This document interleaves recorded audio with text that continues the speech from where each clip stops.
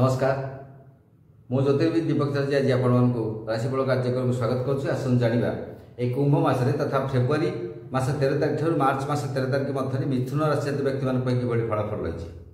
प्रथम देखा आम शारीरिक कथा शारीरिक क्षेत्र में देखा तेज शारीरिक क्षेत्र में मासटी प्रायतः विशेष भल ना कौन विशेष भाव में दुर्घटनार कि संभावना रही।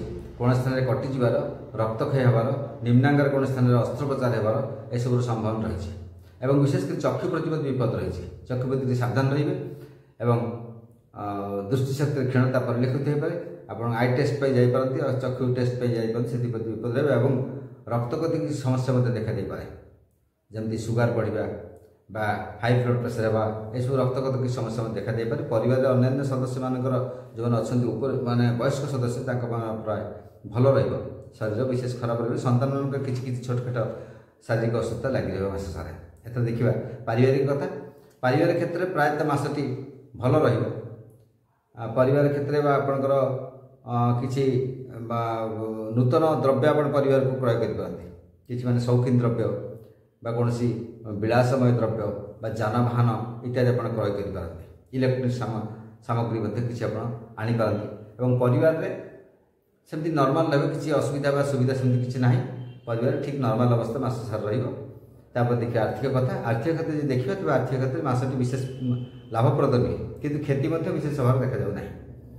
प्रायतः नॉर्मल आय व्यय प्रायतः सामान रही सब समय प्रायतः आय लगी रही मास सारा और व्यय से लगी रही गोटा पर गोटे आय आप पछक पछ लगे पछक पछ व्यय से लगे। तेणु आय व्यय प्रायतः समझते संतुलित अवस्था मासटी प्रायतः चली आप आर्थिक अवस्था आर्थिक विशेष खराब ना भल ना जहाँ आसो ता व्यय हो कि संचय होगा देखा जाऊ ना। तापर देखा आमर महिला मान कथा ए पेशा व्यवसाय और चाकरी क्षेत्र कथा देखा। पेशा जो मैंने अच्छा जो ग्रोसरी फोसरी इत्यादि व्यवसाय कर कौन कंज्यूमर आइटम्स ने व्यवसाय करसटी प्रायतः शुभप्रद रही। जो मैंने अन्य भारी द्रव्य कारबार किसी कर सप्लाई इत्यादि कर मासटी विशेष विशेष सेमती लाभप्रद नुहे और नॉर्मल रही। अन्य व्यवसाय जो अच्छे मासटी नॉर्मल और पेशा कथा देखा जो मैंने वकिलती फकिलती बेले बुद्धिजीवी पेशा क्षेत्र अच्छे मासटी प्रायतः भल। जदि पूर्व कौन असुविधा थी कर्म उपर तेज निश्चित भाव समाधान हो। देखिए चाकरी कथा सरकारी चाकरी क्षेत्र जो अच्छे मासटी प्रायतः भल और मासर शेष आड़ किसी ना कि सुविधा सुजोग लाभ करेंगे। सरकारी क्षेत्र जो अच्छे मासर शेष आड़ किसी ना कि सुविधा सुजोग लाभ करेंगे। और जो बेसरकारी क्षेत्र अच्छे प्रायतः से मासटी विशेष भल ना। आउ देखिए आपंकर एथरक महिला मान कथा महिला मान भी जो कर्मजीवी महिला अच्छा सरकारी कर्म क्षेत्र जो अच्छा मासटी प्रायतः भल रही। जो बेसरकारी क्षेत्र अच्छा विशेष भल नॉर्मल रही मासर शेषार्थ किसी फैसिलिटी से पाइपारती। जो मैंने गृहिणी रही गृहिणी मान मासटी सेमती नॉर्मल रही घरे कहार शारीरिक असुविधा देखा देव ये सब विव्रत रही।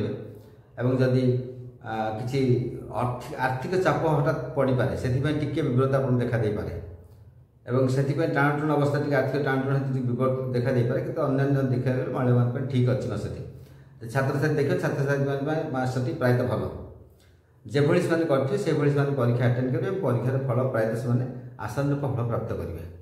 जो मैंने अच्छा वैषयिक क्षेत्र अच्छे से मासटी प्रायतः भल विशेष भल अच्छी वैषयिक क्षेत्र जो शिक्षा लाभ कर टेक्निकल क्षेत्र प्रायतः भल और जनरल लाइन जो अच्छे विशेषकर वकिलती फकिलती लाइन जब कई थे तो मासटी शुभप्रद और जनरल लाइन जो अच्छा प्रायतः आज नॉर्मल फल रही जमी प्रकार से करेंगे से प्रकार फल से आशा कर।